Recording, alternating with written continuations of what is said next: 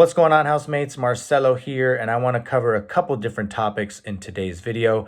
First, of course, last night's results. I hope you're all feeling a little bit less infuriated, disappointed, frustrated with Arsenal crashing out of the FA Cup against Manchester United. I know I'm feeling a little bit better, and that's the first thing I want to talk about, right? Because I was very upset in the video yesterday, understandably so, of course, but looking back at the game, it wasn't quite as disastrous, I think, as I felt, right? We did take 26 shots. We created 4 big chances. We had an XG of 3.22 compared to United's 0.27. Of course, much of that XG came from Martin Odegaard's missed penalty, which I don't think deserved a penalty in the first place. I think Kai Havertz went down very easily.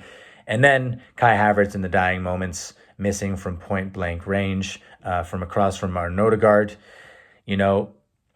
So I think maybe we did deserve to win, but, I still sort of stand by what I said in that football's a game of chances. And when you don't take your chances, you're going to pay for them at some point or another. Yes, we might have paid for them a lot later on than we thought we would have, but, that's football for you. And it feels just like the Newcastle game, right? So it's deeply frustrating. And, I look back at those chances and think still they weren't great chances in terms of, what we earned, right? That penalty was not a penalty.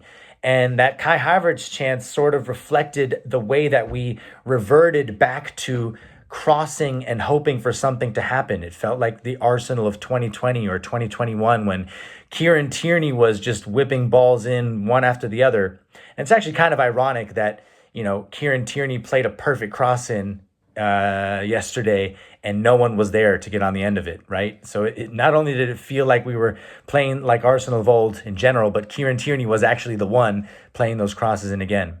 Anyways, on another day, we win comfortably. And we either score the penalty or Havertz puts that finish away. But at the end of the day, it's just the same old, really. And so that kind of segues into the other topic I want to discuss. And that is, I still can't quite wrap my head around why neither Declan Rice or Thomas Partey started last night or yesterday. And, obviously the logical explanation is that we had to rotate because of how congested our fixtures are in January. We have 9 games total in January, right? But still, Declan Rice came on in the 71st minute. And so he ended up playing 50 minutes, right? And Thomas Partey, he came on much later on. He only played 20 minutes or so. But again, like I said in my match review video yesterday, Mikel Arteta maybe either underestimated Manchester United or he overestimated the quality of our depth. Now, yes, again, this is a bit of a non-conversation if Odegaard scores his penalty or Kai Havertz puts away that chance. But still, those were not strong chances or a reflection of our ability to create from open play, really. And had Declan Rice either started the game or maybe came on at halftime, or the same goes for Thomas Partey, really, we could have seen a very different result where we put the game to bed early.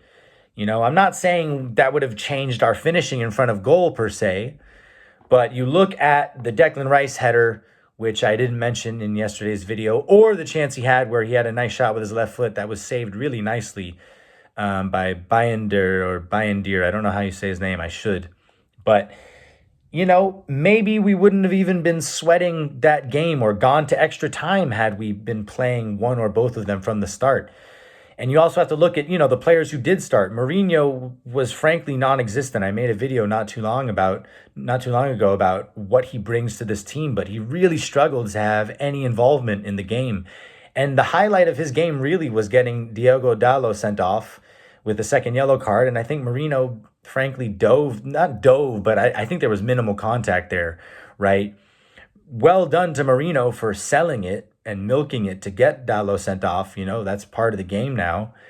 But still, he didn't really have any influence on proceedings otherwise. And Jorginho, he had a few inventive balls over the top. He tried to, find runners in behind like he often does, but it just didn't click.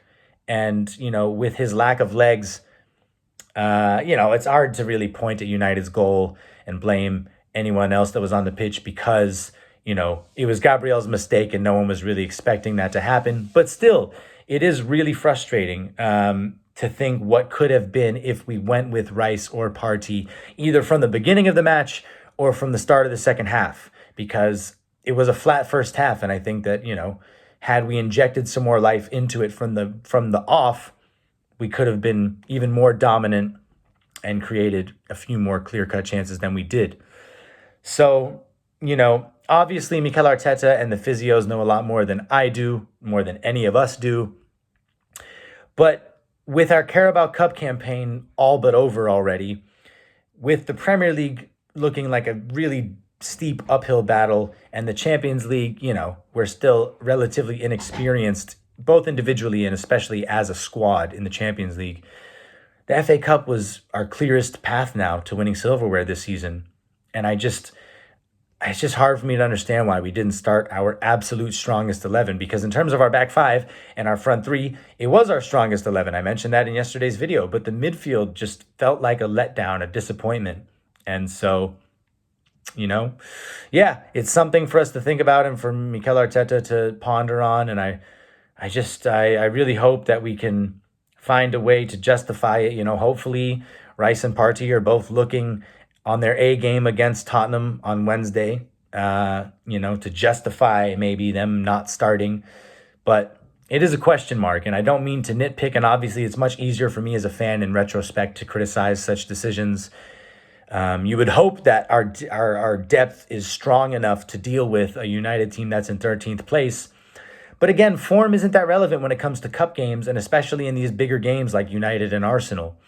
And Ruben Amorim has proved that he is a very difficult manager for Mikel Arteta to come up against. We got knocked out by his Sporting team in the Europa League a couple seasons ago.